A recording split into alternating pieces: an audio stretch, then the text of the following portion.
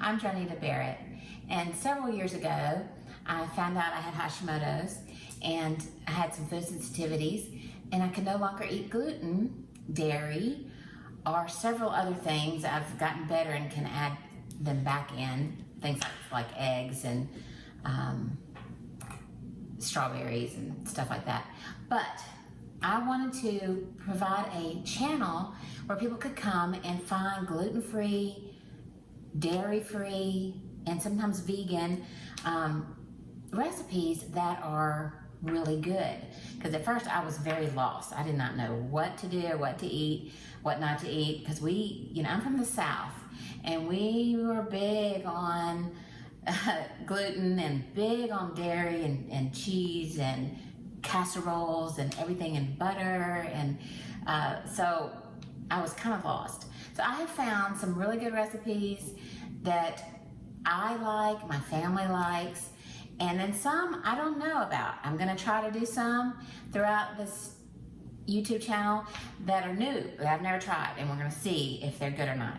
But right now, we're gonna start with a fall recipe. It's sweet potato, creamy sweet potato soup. So it's from the Plant Paradox cookbook by Dr. Stephen Gundry. And he has a different philosophy on weight loss, but some of his recipes are very good. Some of them I didn't like, and then some of them I've not tried. So we'll go through and do several of his recipes and several others from other cookbooks, and then some that I just made up along the way. So I'm gonna speed up while I do all the prep, and then we'll slow back down.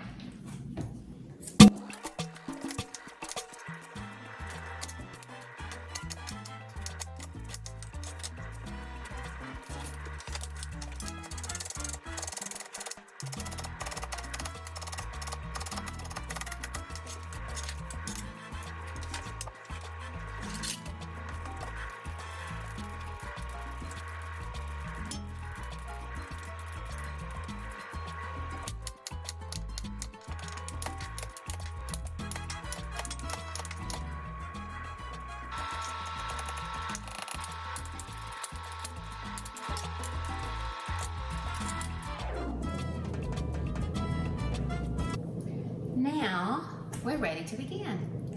I have 2 tablespoons of extra virgin olive oil here, small onion, 3 stalks of celery, 4 sweet potatoes, and I have 2 cloves of garlic, some sea salt, and some pepper. And what I was doing there is I had a teaspoon of sea salt and I needed a teaspoon of cracked pepper. And cracked pepper, it's just harder to measure because it kind of goes everywhere and you have to scoop it up into a little measuring spoon. So I just kind of eye it, how much 1 teaspoon of this was, and then try to make it the same. And then I added another teaspoon. So it's 2 teaspoons of sea salt, and 1 teaspoon of ground black pepper.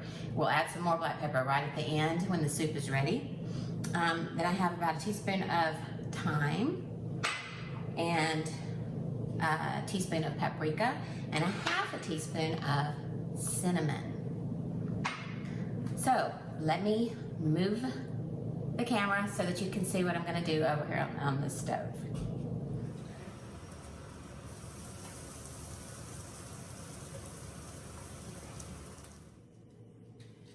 Okay, so I've taken everything that I prepared and dumped it in to our pot, our nice thick soup pot. I started off with the onions and the celery and added the sweet potatoes and the salt and the pepper and the paprika and the garlic and cinnamon and thyme. And then we added 4 cups of chicken stock. And now I'm just about to get this to come to a simmer. And then I'm going to turn the heat down, cover it, and then we'll wait for 30 minutes. Yeah, that's nice. Starting to simmer, so let's cover it and cut it down to low. All right, welcome back. It's been 30 minutes, so let's check it and see if it's time to blend it together.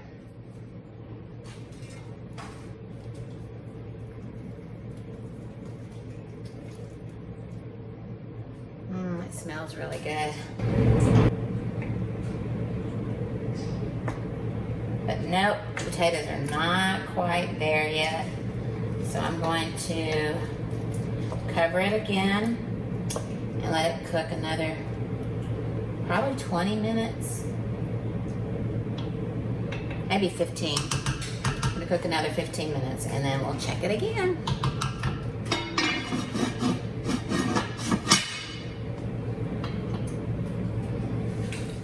All right, it's been 15 minutes, so let's see how we're doing.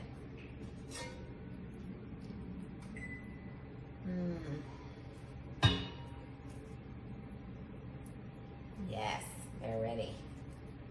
Okay, so at this point, you can either pour the soup into a blender, or if you have an immersion blender like this,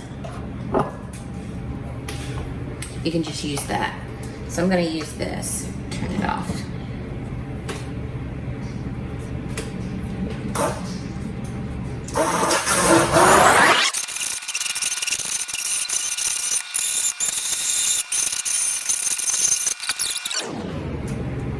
So let's plate it up and see how it looks.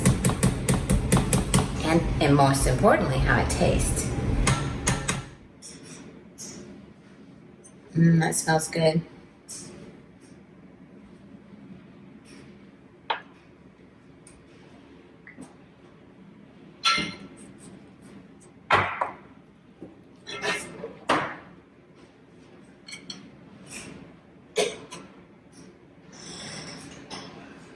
With no cream, it is very thick and has the feel of a cream. So when you can't have dairy, that kind of thing is important to you because you don't have that creamy feel of dairy and cheese and butter. So having something that is creamy is a treat. It's something that you look for, because you miss that when you can't have dairy.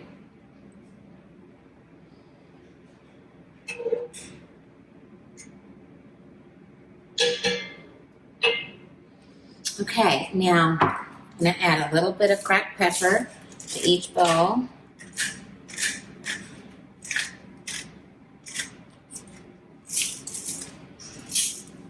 And a little sprig of little leaves of some thyme, sprinkle over top.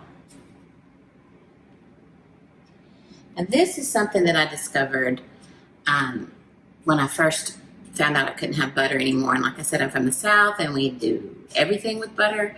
We have butter in everything and lots of it. So I was very deprived of my butter. And I found there are olive oils that are infused with flavors. And there's one that's infused with butter.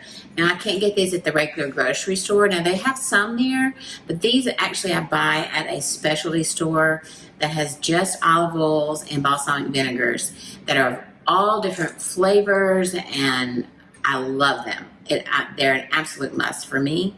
So this is the butter olive oil. Now, this is one that I get locally here in Pensacola, where I live, but I originally got them in Mississippi.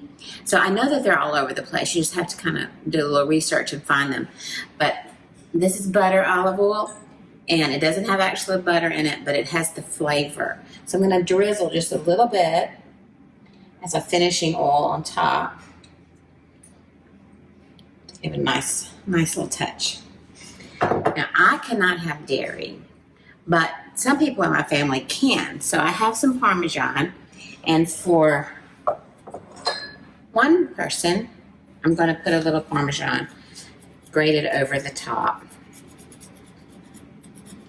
Just because one person in the family can't have something doesn't mean you can't ever have that.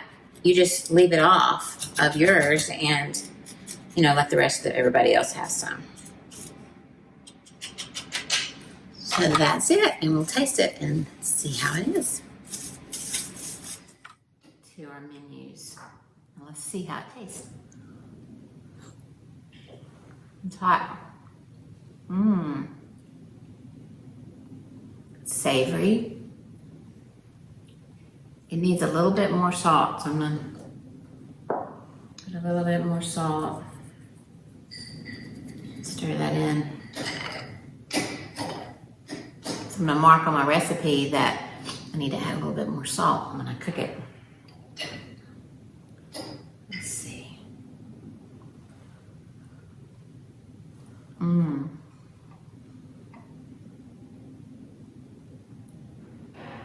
I really like this. Smooth. It's got that creamy feel in your mouth. And it's savory. I would even like it with some spice to it. Of course, Mississippi and Louisiana, so we like a lot of spice. But other than that, I'm pretty impressed with this soup. I would serve it for a Thanksgiving or a holiday get-together. Very, very, very nice.